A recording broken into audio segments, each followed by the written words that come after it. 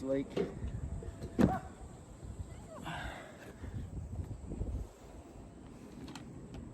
So where they've been nailing these in, we've got holes all the way along. Alright, so we've got holes under these nails, we've got smash sheets.